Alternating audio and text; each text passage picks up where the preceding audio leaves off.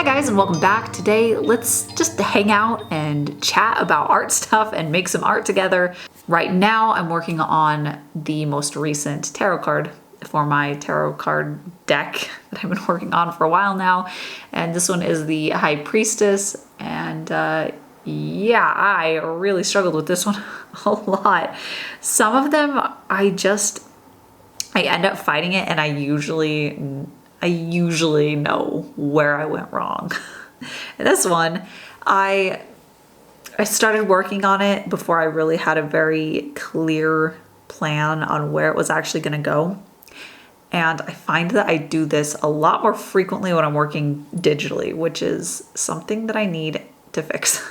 But I think it's just that knowing I can fix things as I work on it, having that in the back of my mind, it's allowing me to make bad choices, like starting on the final elements, and by final I mean the refined, not sketch elements of a piece before the composition is clearly figured out and the overall concept is planned out. And I've been doing that a lot more recently because I've been doing a bit more digital stuff with the tarot cards. So I need to get back to treating each piece like something that needs to be clearly figured out at each step. I would like to be able to get back to the point where I treat it as if it's going to be a traditional piece so that I can look at it and get the sketch just right before I start working on it. That way it'll cut out so much more heartache down the road. I made a lot of bad choices with this one at the beginning. But anyways, I am really happy with where it turned out and the fact that it did end up turning out, which was really very, very much a relief because I wanted it to. I just didn't know how it was going to happen at several points. But yeah, one of the mistakes that I made towards the beginning is that I didn't quite have her pose finessed the way that I should have. So her legs, I wasn't really in love with the position that they were in and the way that I had drawn their feet. I ended up redrawing her feet like, I don't know, several times, at least 3 times. I tried different types of shoes. I tried having her standing more and then more floating, and each time I did like refined ink on them and then changed my mind. Anyways, it was just a lot of not making a clear and concise decision before I started fiddling with it. So, lesson learned, make sure that I have things thoroughly planned out before I start working on it. That little takeaway will certainly help in the long run, but there was a point once I realized that one of the issues that I was having with the piece was the way that her legs looked. I just didn't like it. That allowed me to start fixing things and making it better. I also subtly changed the way that her hands were. I redrew those so that they had a slightly different pose, and then it started clicking back together. But anyways, that was pretty much all at the very beginning before I even showed anything because I forgot to record the first part of this piece. All of those struggles are lost to time, and now it's just this stuff, which is when it started mostly really coming together and I was enjoying it. I had so much fun drawing her dress on. That element was really fun because it was without line work. It allowed me to just really play with the lines itself. The dress was made up of lines. So it was just really immersive. I could spend a lot of time just playing with the way that those tendrils of her dress wrapped together and different shapes that they created. Overall, I was just really enjoying that process, and that was also an element that I, again, didn't really have a clear plan on exactly how it was going to be resolved. And I think that it ended up being that the issue wasn't the dress, but that I was trying to fix the other issues with the dress. And anyways, that was a whole nother thing. But overall, I liked that. This is an element, a design element that I've been putting in more of these tarot cards lately, and I really like it. Just having this really like bold black graphic shape to define something in the piece. Anyways, most of this video is actually the fun stuff, the stuff that I really love the most about working digitally, and that's working on all of the little glowy details and effects that I can add at the end, and fine-tuning the way that the values are playing with each other so that everything just kind of clicks together. I really love this building up process towards the end. After I've gotten the basic colors down, I've gotten the shadows, and then when I can start adding in highlights and rim lights and color gradients, blends that I hadn't had originally, and there's just so many things that I can go in and add and refine and shift and change, and I love that part. It really does feel like a puzzle coming together that I can just figure out what will make certain elements pop better, what will make something recede more if it needs to.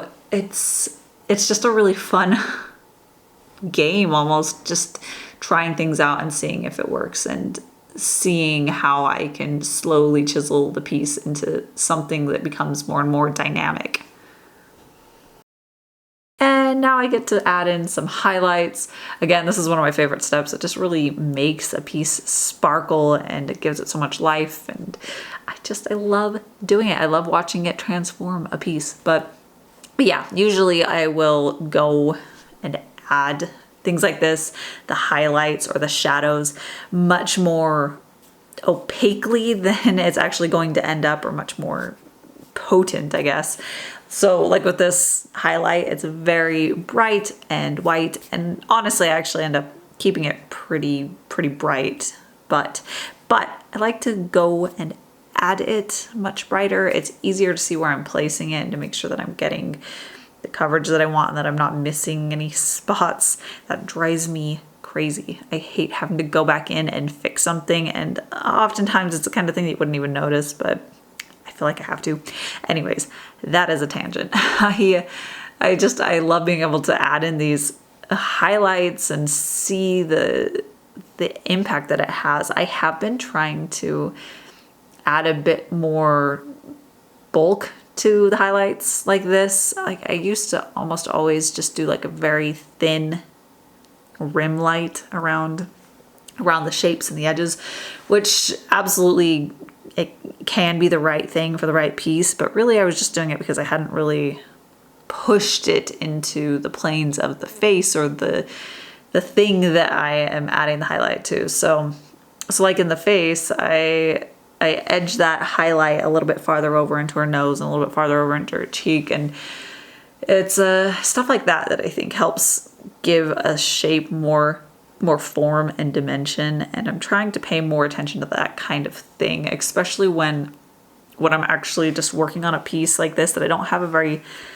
clear reference for the way that the light interacts with it, or how I'm going to be adding these elements. I have to really study other resources and just the way that light in general will hit a face, or the way that really bright rim lighting can affect things.